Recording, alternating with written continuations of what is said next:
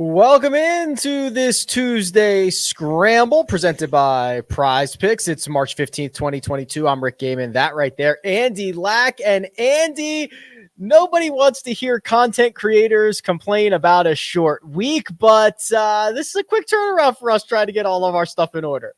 Yeah, I've been, especially not to mention the fact that we've got withdrawals potentially coming. So I've been kind of going crazy this morning, trying to get some bets in and stuff like that, worried that some of the numbers are going to move. But we're all squared away. I'm ready to go. We got a fun week ahead of us. Yeah, we are going to cover the players. We will look ahead to the Valspar Championship. Really great course they have there at Innisbrook. We're going to do the props. They tried to ice us, Andy, but the props are out. They just came out about 15 minutes ago. You and I have been behind the scenes looking for edges, but they're trying to ice us on this run that we're on.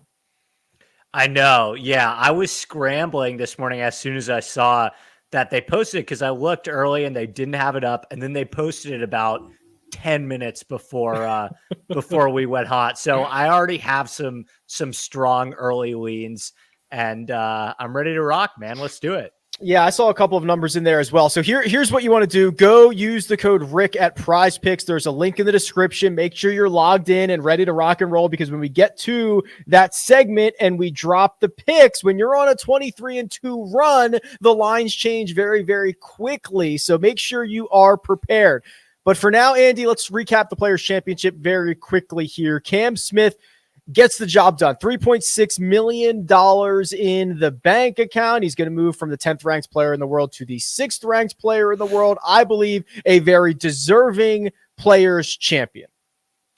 Yeah, I would say very deserving. And you know what was strange about it is you could probably make the case. I was expecting people to discredit the win because of the wave advantage, right? And because the fact that 50% of the field had a significant disadvantage, but I don't know, it felt like a big win to me. I could see, like, if I don't know, if somebody kind of backed into it that wasn't really around all weekend, and like, I don't know, Varner won or Keegan won, I could see people being like, what do we make of this week? The big story is the weather anyway. But I think the story kind of turned into Cam Smith. I mean, we'll talk about it more a little bit later in terms of like how he got it done, which was so impressive to me. But yeah, I mean, he is what did he shoot up to in the OWGR? Is he six, I believe. Yeah. Yeah. Yeah. And 2 wins on the season. He's probably number 1 in the FedEx Cup now too, but this felt like a big win to me. And I know that people have discredited the players in the past as like, we really going to call it the 5th major and stuff like this. But it did feel to me like this was for Cam Smith a real, I don't want to say coming out party, because he just took down John Rahm in a good tournament, but very, very impressive stuff from Cam.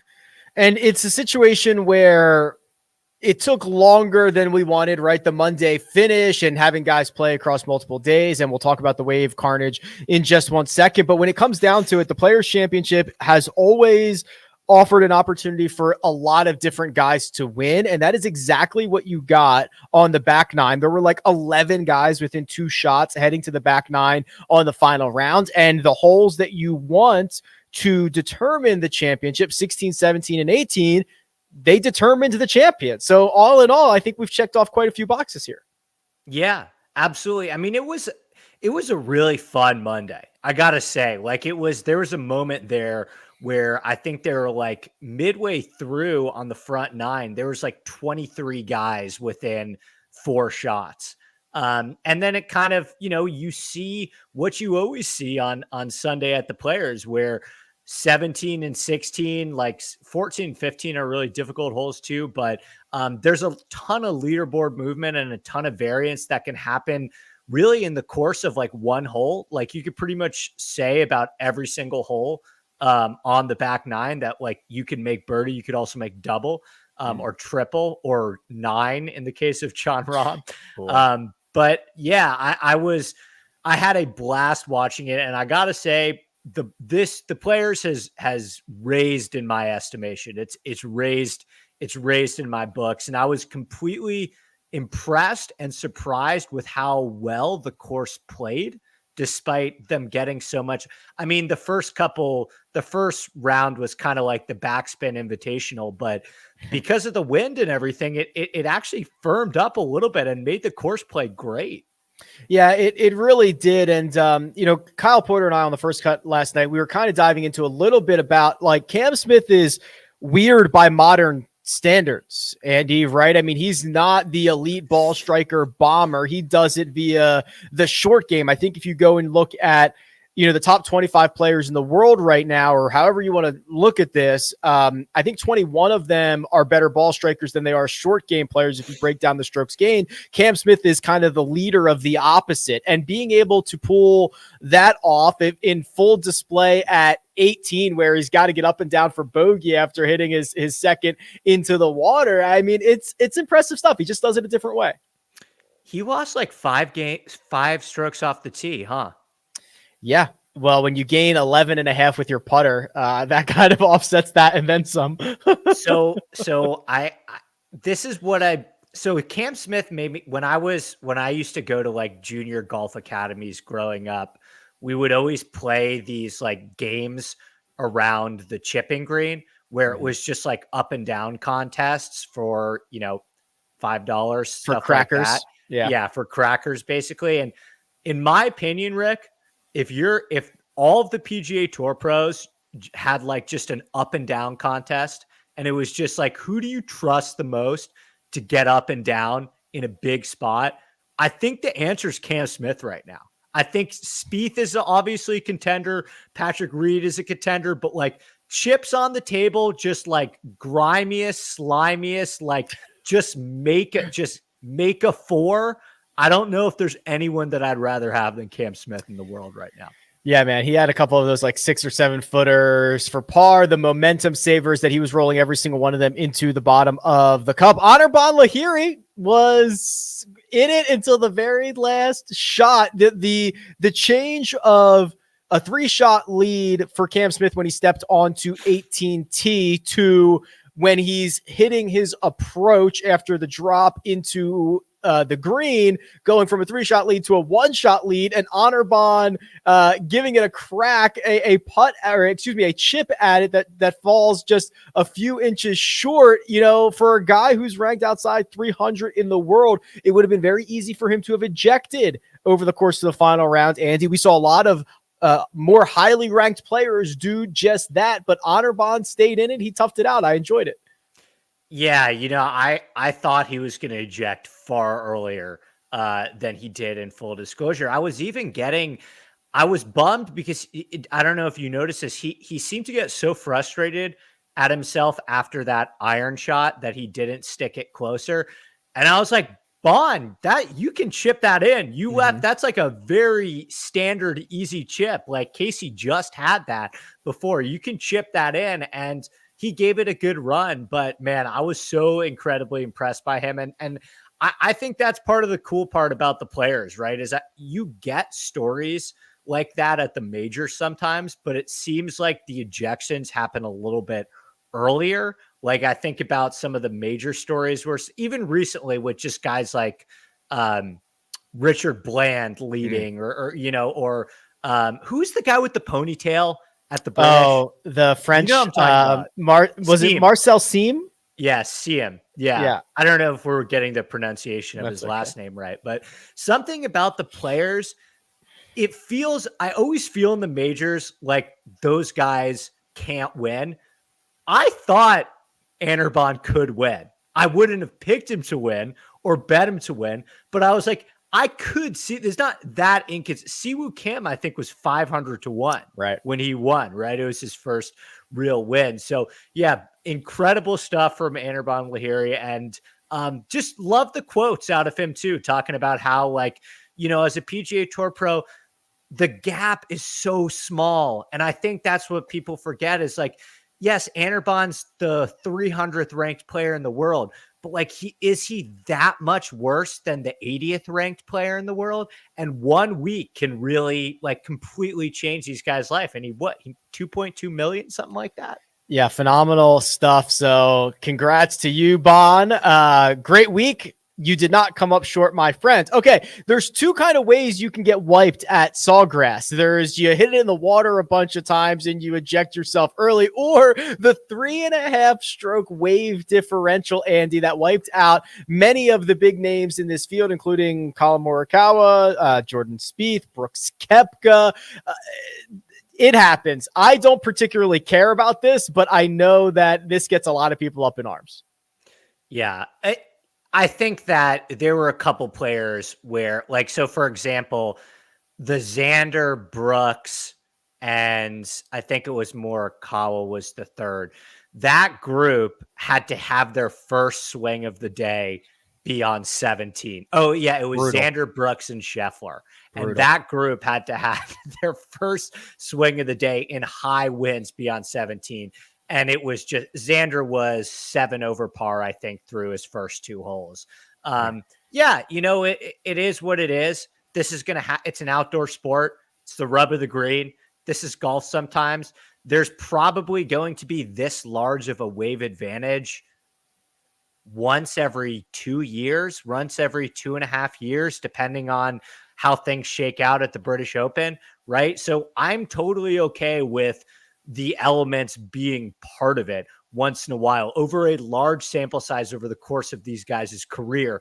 Everything's going to even out, right? So I thought Saturday was fun, right? Like, did you enjoy watching that? I thought it was different. It was weird. It was probably a little unfair in some spots, but like I thought Saturday was really fun viewing. Yeah, it was awesome. You had to hit every shot in your arsenal. And if you did not have every shot in your arsenal, it was trouble. The guys who had to start on 17, that was so bad. It actually ended up being a huge break. Not that it helped him, but Spieth's group, which I think was him, DJ, and somebody else, they were on like 17 green at the end of the day, and they did not have to hit that tee shot when they finally resumed. That ended up being a big advantage. Not that it ended up mattering at all, but the guys that started on 17T were just up the creek. And we got to see one of the more fun rounds I can remember watching in recent history with Justin Thomas. Didn't it feel to you like Justin Thomas did way better than 33rd?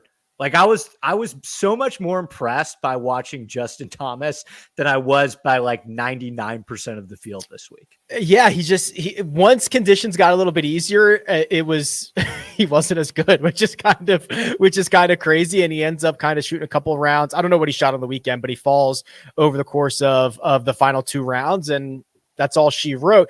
Speaking of being up in arms, did you see the Daniel Berger drop situation with Victor and Joel Dahmen? Of course.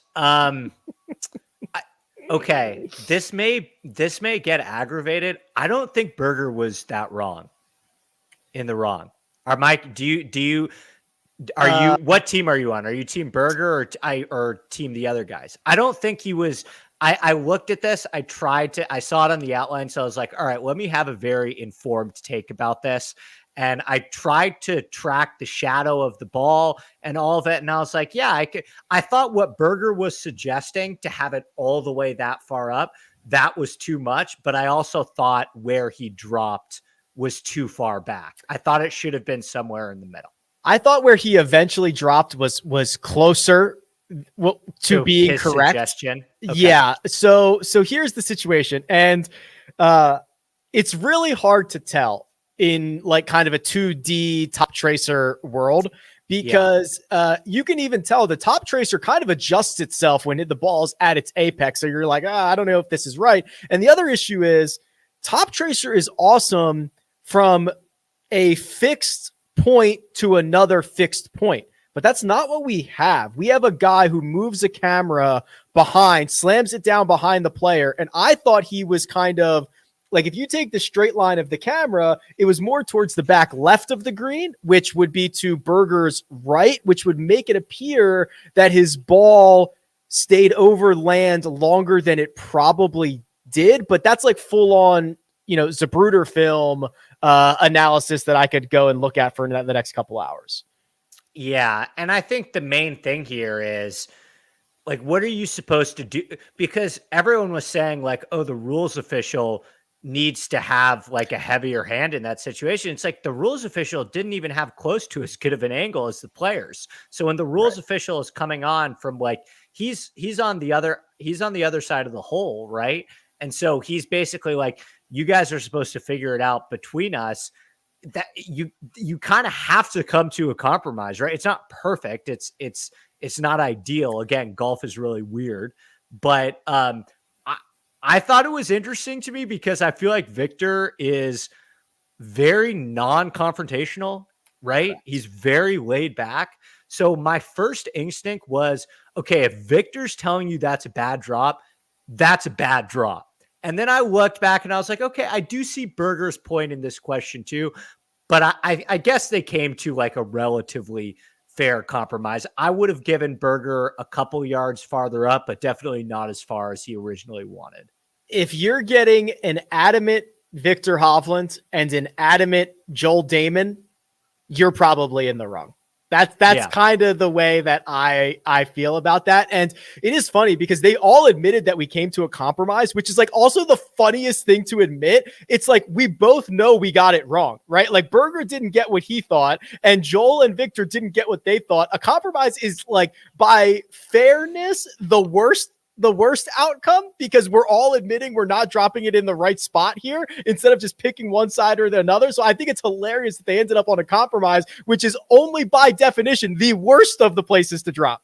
Yeah. And the thing about Sawgrass too, with a lot of these holes is the way that the hole is designed with the water running up, it kind of juts in and then runs up through the entirety of the hole, which is the case on a lot of holes at Sawgrass. It's really tough also because like if you hit a ball into the water, because the water starts very early on most of these holes, it's almost like hitting the ball out of bounds almost, because so it's very tricky. But my biggest takeaway is I love that they showed us this, right? Yes. Like I love that the PGA Tour actually they leaned into it. They were like, okay, this is good content.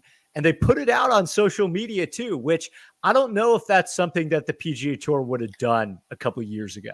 This is a new PGA Tour in terms of social and kind of understanding what's going on and showing bad shots. They used to scrub shanks. Now they create a video and post it on YouTube about how golf is hard every single week. So it's definitely a different version of the tour.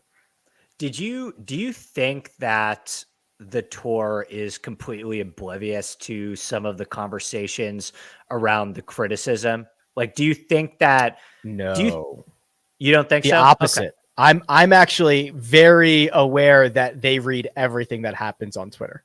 Well, I'll give you an example, like the announcer stuff.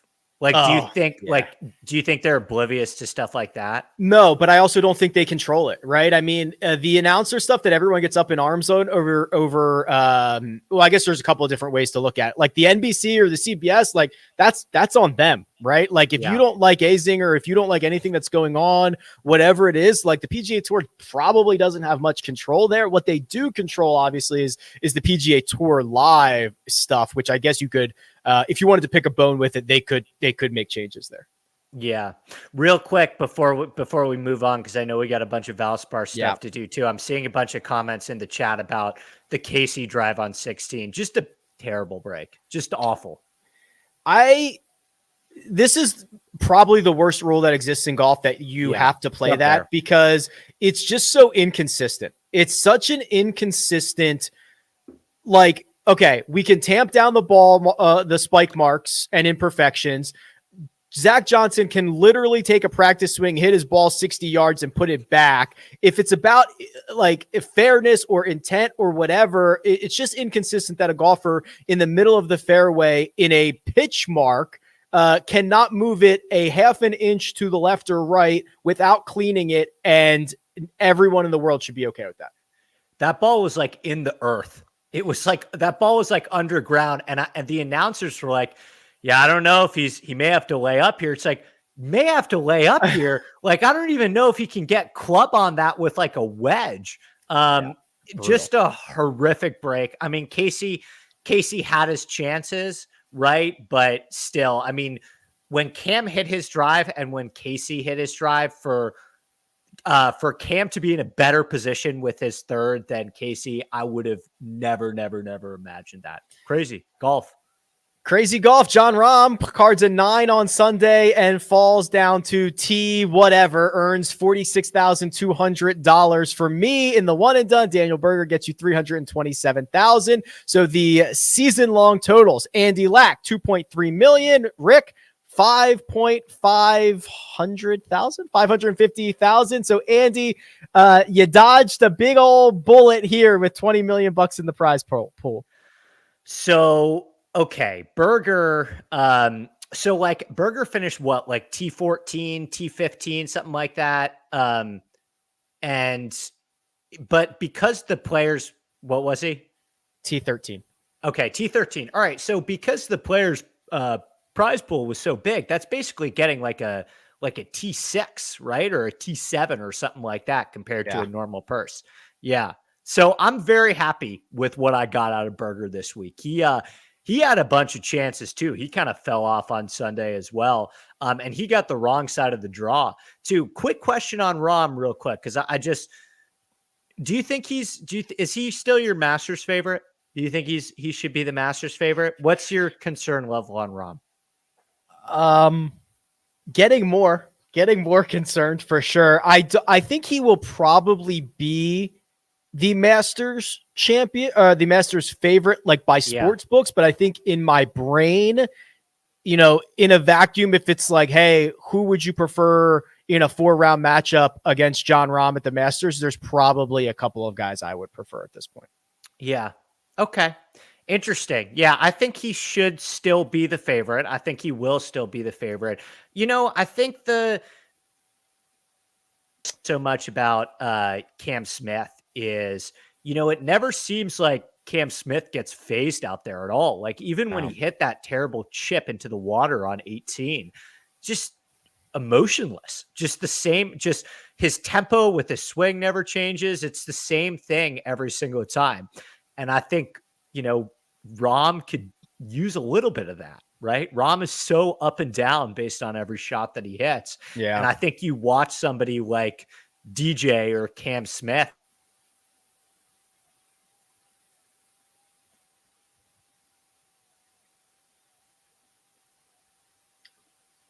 Have we lost the Andy? I'm not sure if this is Andy's problem or my problem.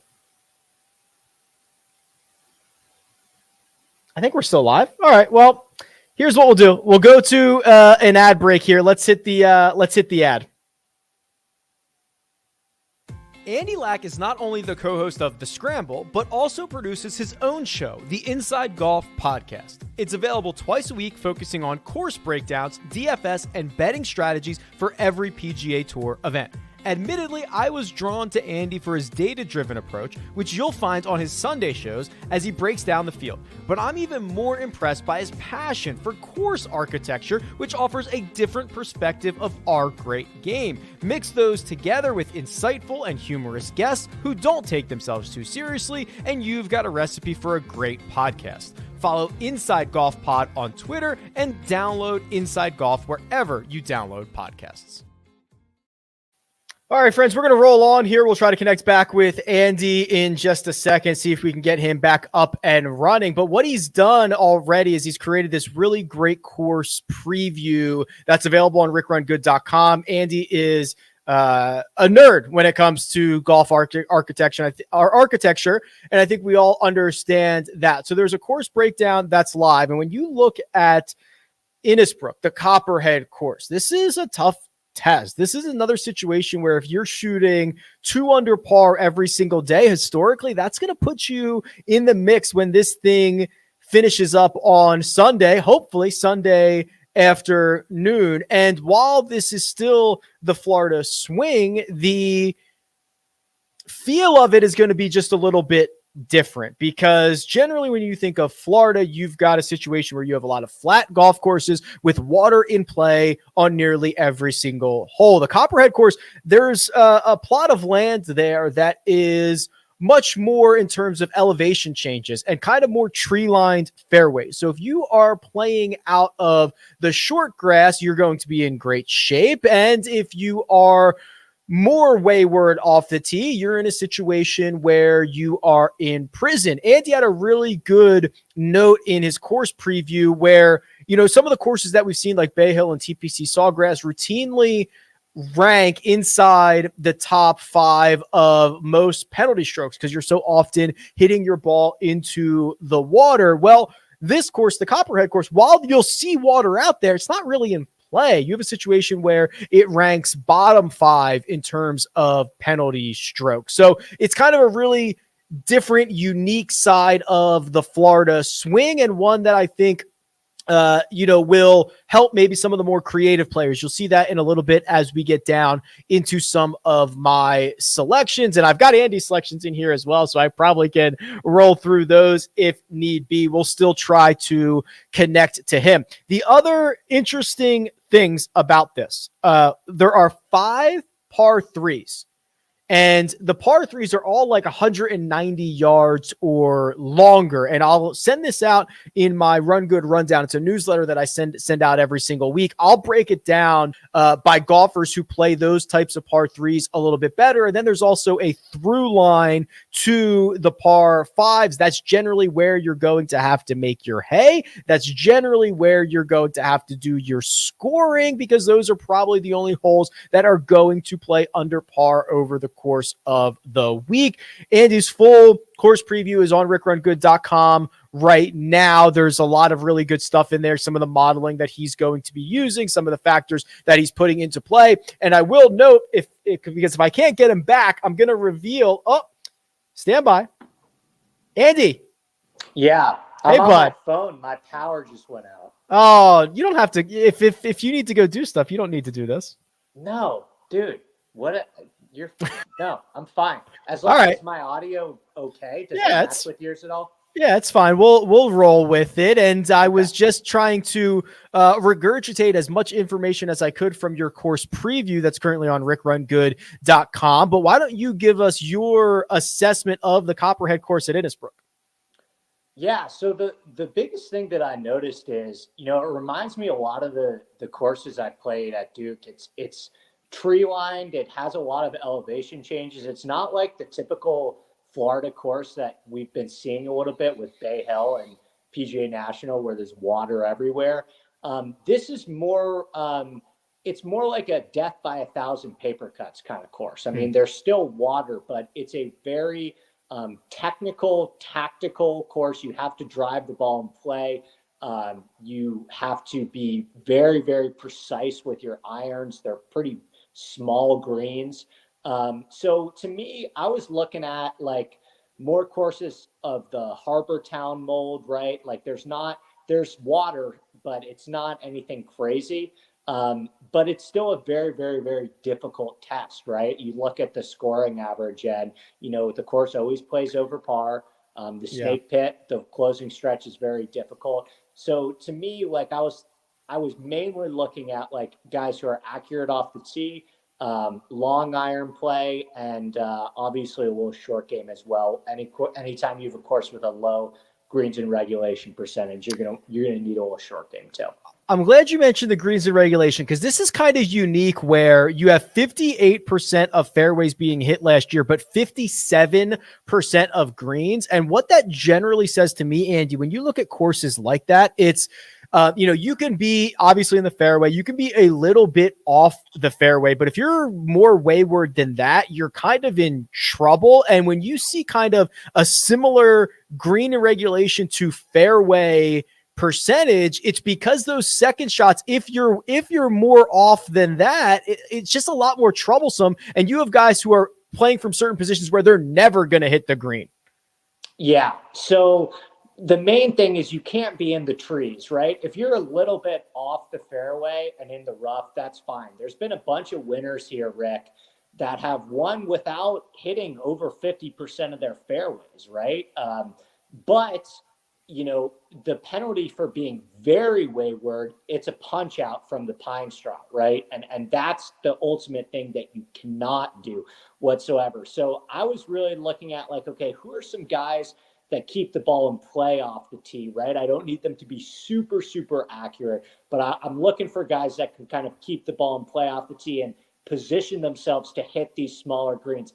A lot of dog legs. You don't always have to hit driver, right? So it's a real like shot maker's course, right? It's not a surprise to see that guys like Bubba have played well here, and Spieth has won here as well. You got to, I think there's 13 holes are dog legs, and some of them are double dog legs too. So a little bit of kind of creativity and positioning will take you a long way here. It certainly will, and I think it is about that time. We're going to get to the segment that everybody has been waiting for, our prize picks segment. So if you haven't been following along, 23-2 is the run we're on this scramble. We're going to try to continue to do that. Make sure you are logged in and ready to go, because when these props come out, I imagine the lines are going to change very quickly. The code you're looking for is Rick, but we are going to do that prize picks segment after this quick word. All of the tools and data that you see me use on this channel is from my site, RickRunGood.com. RickRunGood.com is one of the largest golf databases on the planet, and it's geared towards making your DFS and betting research process as efficient as possible. There are literally millions of data points in the database, and while that might sound intimidating, the tools that I've built allow you to cut through the data quickly, choose what's important to use, and even build lineups that are ready for import directly into DraftKings. Outside of that, membership gets you access to the Slack channel, currently 2,000 run gooders who are ready to share insights and have a little fun. I love it, and you will too. Sign up at RickRunGood.com. All right, Andy, let's prop it like it's hot, my friend. And hot is how I would describe our picks on this show over the last 5 or 6 episodes. 23-2.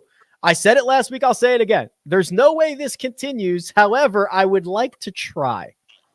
Yeah, and the Hovland was a huge sweat too. I was sweating that with a bunch of people in the Slack channel. He hit the water ball on 17, but he was cruising right along there, and we made it. I kind of got it wrong, Rick. You did your selections with the guys that ended up getting the wrong side of the draw, and I did my selections with the guys that I thought were going to get the wrong side of the draw and actually got the right side of the draw, and they still came through for us. So yeah, it's crazy. 23-2. I've been betting on sports for a really long time, playing DraftKings and betting on golf for a really long time. We got something here. And I was looking at the lines again this morning. We didn't have a ton of time because they came out just before we went on air, but man, I still look at some of these lines and I'm like, man, I would just make this line different. So check out PrizePicks. The code is Rick. There is a link in the description. 100% instant deposit up to $100. And when you're 23-2, everything is gravy. Okay, Andy, I have your outline up here. So if you need me to remind you what your picks are, let me know. I know you're working with no power at the moment, but do you want to get us started here with your first prop? I had let's do the Noren one first, right? Okay. Was it 72? Alex Noren under 72 strokes. These are all round one props because that's how PrizePicks works. Okay, I think Alex Noren could win. I really like Alex Noren a lot this week. I bet him at the Players. I bet him at the Honda too. He's just been doing some real provocative stuff with his irons right now. He's gained like over 5 strokes on approach in back-to-back weeks. He hasn't even really putted yet, which is the best part of his game. And, you know, Innisbrook is a difficult course. Par is a good score at Innisbrook for sure. But it did play a little bit easier last year. And I think that's something to note and look at this year because Florida, as we know, has actually gotten a lot of rain. So I do think that similar to last year where we saw Sam Burns actually get to 17 under, I think it is going to play a little bit on the easier side compared to previous years where Paul Casey has won at like 8 under, right? So I look at someone like Noren, who's hitting the ball great right now, hasn't even tapped into the best part of his game in the best couple of weeks. And I absolutely think that Noren can shoot under par. He's also, the thing about Noren, Rick, is he's very, very consistent, right? Like tracking him the last couple of weeks, he's always like 1 under par, 2 under par, 3 under par. He doesn't have that bad round, right? So I think Noren 72, that was a little too high for me. Yeah, you and I are on a similar wavelength here. Remember, this is a 71, so 72 is 1 over par, and we know Florida's like It's wet, man. It's a little bit softer. It's a little bit easier. So Alex Noren under 72 for Andy. And I had something similar. I have Bubba Watson under 72 and a half. I'm getting the hook. I'm getting the hook here, Andy. 72 and a half. This is a par 71. And Bubba Watson, over his career at the Copperhead course, he's gaining like a stroke and a half per round. It's kind of like a low-key Bubba course. I don't know if Andy, that's the kind of the creativity, the dog leg aspect of this course that kind of allows Bubba to thrive. But that is, if he shoots one over in round one, we cash this one. Yeah, there's like a weird Augusta correlation here too, Rick, with Spieth and Bubba and Carl Schwartzel and Zach Johnson even too. So I love the Bubba play this week. He also had the best round, maybe the best round of the tournament, shooting a 68 in those terrible conditions. He kind of just struggled like JT once the conditions got a little bit easier, but that's just too high, right? Like it's a par 71. It's going to be a little bit softer. I would make these lines a little bit differently, but I'm happy to continue to take advantage of them with you. All right. You and I have also then pivoted to greens in regulation. I imagine that's going to be kind of polarizing here, Andy, because they're hard greens to hit. I went under with mine. You actually went over with your greens in regulation. The number that you got was 11 on Keegan Bradley. Talk me through this. So I think, greens in regulation percent, it's still on average, players are still hitting around 11 greens in regulation. But I look at someone like Keegan Bradley, who Keegan gained 10 strokes ball striking last week and was on the wrong side of the draw and got a 2-stroke penalty and is now returning to a course that he almost won at last year. That's a really, when you start laying it out like that, it is quite compelling. Yeah. It's like, so normally I would typically take the unders on a lot of these greens in regulation and fairways because they generally make them too high. But I thought that Keegan should be 12 here. I mean, I think the way that he's hitting the ball right now, we saw how many greens he's able to hit when it's a little bit softer and the greens are more receptive. He's still over a large sample size, one of the best iron players in the world. So I went with over 11 on Keegan Bradley greens in regulation. I just think the way that he's hitting his irons right now is pretty special. And I expected that number to be 12. Yeah, that is quite compelling. So I went with Justin Thomas under 12 greens in regulation. And this is a couple of different things here. We've already talked ad nauseum about how hard these greens are to hit, 6th on tour last year in terms of difficulty. And JT over the final 2 rounds last week, he was just kind of tour average, but you know how this goes for Justin Thomas at times, Andy. When he misses off the tee, he tends to miss bigger than a lot of his peers. And if he hits a couple in the trees where he's going to have no chance of reaching the green in 2, it's not going to be as easy to recover if he is as wayward off the tee as he sometimes can get. Yeah. And I also think, I think with some of these guys like JT and Xander and Morikawa, I think everyone thought we were going to see a couple more WDs than we have already this morning. And that still may happen. But the reason why I said I don't think guys like JT and Morikawa and Xander are going to withdraw is these guys are so meticulous about their schedule. And we're in Masters mode right now. And even though the players went a little bit long, like these guys planned their schedules out a year in advance. And my concern with JT is I think that he is looking ahead to Augusta at this point. I think with these guys, I even think, Rick, I think you may see some of the bigger name players not play the match play. I actually think that like Rory may not play the match play and stuff like that. So I worry a little bit with some of those like elite players where this is now they're in Augusta mode. And I don't know if I see them viewing the Valspar as like, oh my gosh, we need to win the Valspar right now. So yeah, I think JT, he's obviously hitting the ball great right now, but I don't think he's at a bettable number, and he's somebody I have my concerns about too. So to recap, we are putting our 23-2 show record on the line. We are going all rounds one, Alex Noren under 72. Keegan Bradley over 11 greens in regulation. Bubba Watson under 72.5 strokes, obviously. And Justin Thomas under 12 greens in regulation. That's what we're putting our record on the line with. And then Andy, I'm already seeing hole 11, single hole action is going to be available, hole 14, and of course, the snake pit. Yeah, the snake pit one's going to be fun. I need to do a little bit more of a deep dive on that one. Because with the Honda, we did great at the bear trap, right? And generally, again, like they struggle sometimes setting these lines for what the long-term math has actually shown. So I need to do a little bit of a deeper dive into the snake pit. On Friday, I think I'm gonna eat on those ones a little bit because the 3-hole stretch ones are super, super fun. And we will have pin location information as the week goes on. So that's generally the stuff that we'll end up tweeting out because it'll be more in real time as opposed to what we're able to put together right now. So again, to put a bow on it, we want you to use the link in the description. Use the code Rick. It'll get you 100% instant deposit match up to $100. And let's roll on these 4, which Andy, I was looking at the payouts on this, and I'm trying to get it up here. I believe those 4 selections that we put together on a power play is like 12-1 return. Silly. Let me make sure. I mean, 11-1. You can be as aggressive or conservative as you want with these. I've been doing the power plays, right? Because that's how strongly I feel about our picks. But yeah, we're just going to continue to do our best to take advantage of this.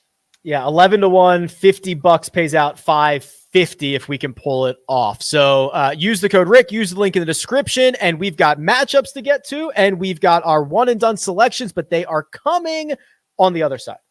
If you're not playing daily fantasy on PrizePicks, then you're not really playing daily fantasy. They offer nothing but props, and they do it better than anyone else. You pick 2 to 5 players on an over-under and can win up to 10 times on any entry. They allow mixed sport entries, meaning you can take the over on LeBron James and the under on Jon Rahm. The golf-specific props are amazing. Birdies or better, fairways hit, greens in regulation, round score, and now, yes, single hole props. That's right. What score will a golfer make on a specific hole? I have PrizePicks specific tools on my website to help you build the best entries, and now PrizePicks is offering a 100% instant deposit match up to $100. Just use the code Rick at sign up or click the link in the description. That's code Rick. Good luck. Okay, Andy, time for our head-to-head matchups here. We did not do great last week. We were on the wrong end of the wave for a lot of these. So you were 1, 2, and 1. I was 0-3 and 1. We had to wipe.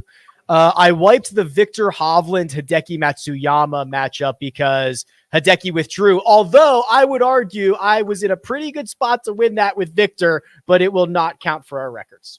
Oh, I was going to say, you can count that against me, right? Because he withdraw after lock, but he didn't. How would it be graded?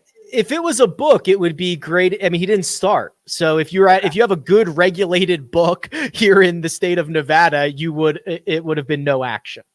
Okay, good. I will gladly take it then. Yeah, just a heat check, right? Just a little bit of a. I was running super hot, so it happens. I'm ready to get back on the horse this week. It's true. Your overall record 22-10-2. There was also the big blood swing that we saw was the 13-shot swing from Dustin Johnson, who tied the course record on Monday in the final round, to Louis Oosthuizen, a 13-shot swing in one round that flipped that one for us. Yeah, I was not expecting to win that one at all. But yeah, DJ, signs of life from DJ. 63 holes out for eagle on his final hole, and he's in the field. He's in the field this week. So I've been feeling we'll get to a little more DJ a little bit later on in the show. We're going to get to plenty of DJ later in the show. Let's get into the matchups for this week. We'll put 2 young guns against one another. Victor Hovland versus Colin Morikawa. Andy, what side would you like? I'm going to go Victor. What Victor is doing right now from a ball striking perspective, I mean, he gained 14 strokes ball striking last week, best of his career. I saw you tweeted that out. Mm-hmm. One thing I noticed about Innisbrook, these greens, around the greens, yes, you are going to have to rely on your short game here, of course, but the actual degree of difficulty on the chips, I don't think is that difficult around the green here based on all the things I was looking at. So I look at someone like Victor who, when you're hitting the ball this well right now, even if you're a neutral putter, right, your floor is so inherently high. I mean, he finished top 10, losing 5 strokes short game and around the green right now. So I love Colin, but I'm sticking with what Victor's doing right now. Yeah, you and I were texting about this, about the around the green stuff being a little bit easier here, and the ball striking numbers are just out of this world. So I'm also taking Victor in this matchup, a clean sweep there. Next up, Sam Burns versus Louis Oosthuizen. I'll take the Burns side of this one, Andy. I like the way Louis sets up for this. His recent history around this event is splendid. I just wonder if people are going to overlook Burns a little bit more than they should, thanks to that kind of poor final round. But he was in the thick of it for the vast majority of the Players' Championship, now going back to a place where he's the defending champ. I'm not loving it, but I'll take the Burns side. Yeah, this is a tough one for me. I kind of went back and forth on this one. I'm going to take the other side and roll with Louis. The course history here is great. And Louis, looking at his numbers from the Players, right? Like he hit the ball really well. The ball striking seems like it's starting to come around a little bit. At least the off the tee was awesome, and the irons weren't as much, but they're getting better from what they were at the Honda before too. So I'm going to go with Louis here, but both of these guys set up very, very well for this course, and you could probably take either side and make a good argument for it. There will be blood in that matchup. There will be blood in this next matchup. Bubba Watson versus Keegan Bradley. We've kind of already talked about this because both these guys have made their way into our props. I'm bullish on Bubba. I'll take the Bubba, and you're bullish on Keegan. You're going to take Keegan. I'm going to take Keegan. I think Keegan might be like mega chalk this week in DraftKings. It makes a lot of sense. So this is probably what I figured to be my best way to get some exposure to Keegan. So I'm going to roll with Keegan. I love the way that he's hitting the ball right now. Bubba is still a little bit erratic for me in terms of what's going on with him. He's played 3 times in the last 6 months on the PGA Tour. So I think I trust Keegan just a little bit more in a matchup. Maybe Bubba to win I trust more, but like to finish 25th, I probably trust Keegan more. So I'll roll with Keegan.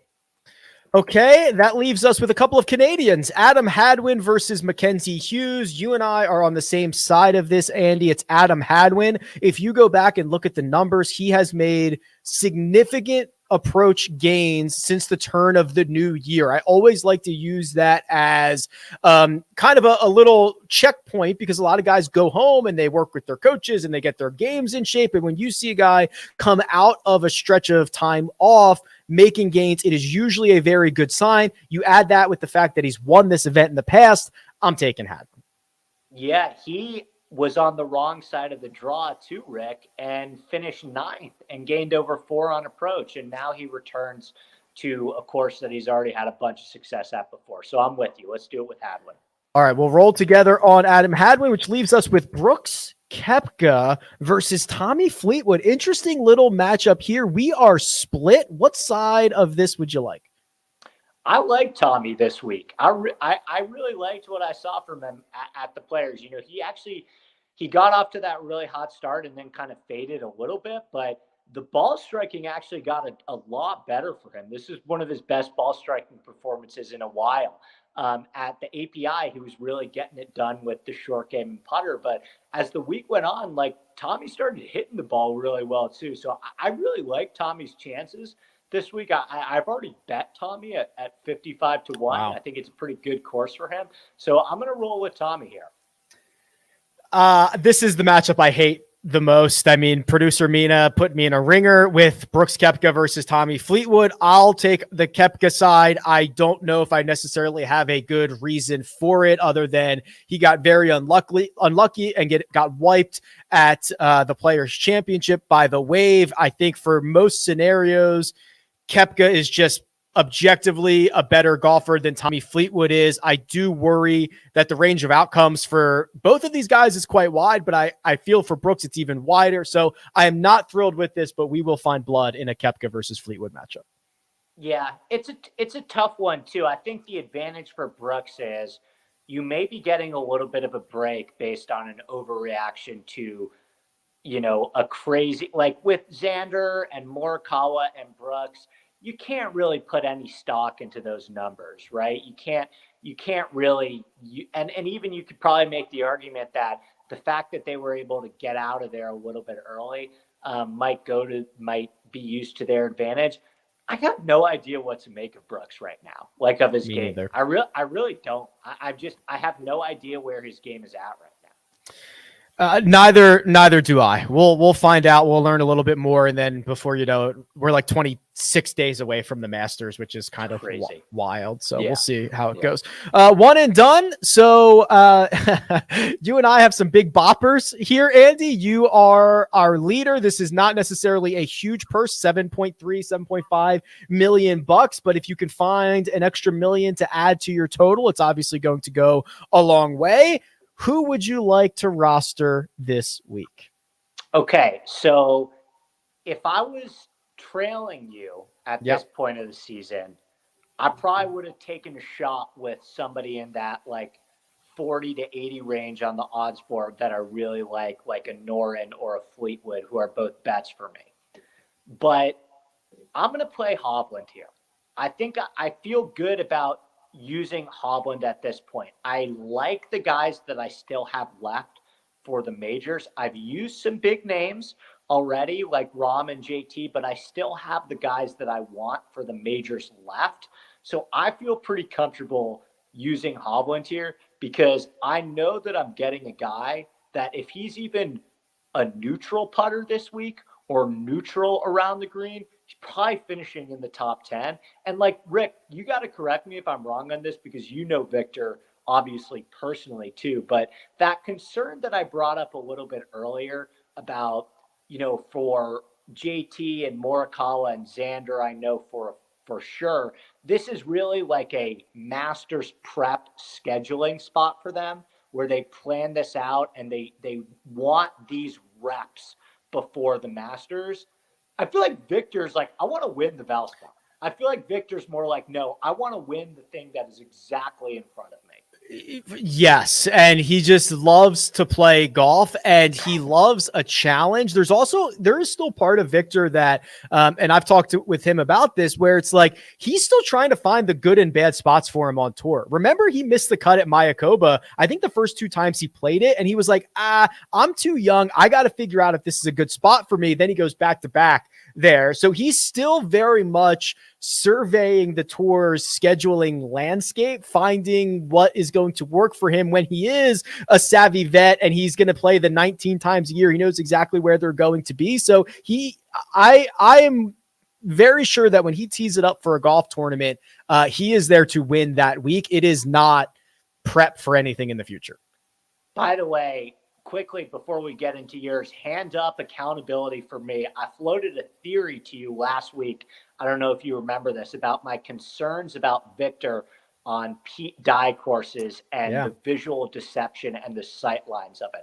I think if you gain 14 strokes ball striking, the course fits your eye just fine. So I may need to rework that theory. It was in the workshop for a little bit, and we're putting it to rest for now. We'll keep chewing on that one for a while. I'm going with Dustin Johnson here. And this is kind of an awkward situation here, Andy, because I think in general, I'm a lot more bearish on DJ than I have been in the last 12 or 18 months. I never really know what the state of his game is. I don't know how comfortable I'm going to necessarily be rolling him out at a major championship anytime soon. But We get the course record in the final rounds last week. We're starting to see signs. And then something that was in your course preview for the week was kind of two through lines of the Copperhead course, the long threes and the fives.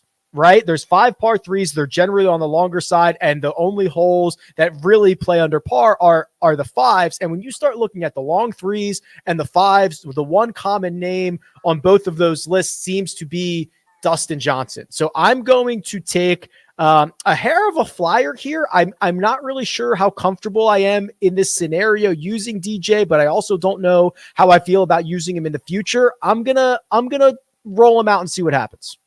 I like that. I think DJ is turning it on right now. He's on my radar too for DraftKings and such. Yeah, I was really impressed with what I saw last week, particularly on Sunday. I think this is a good course for DJ. He's played well here before. He's finished 6th here before.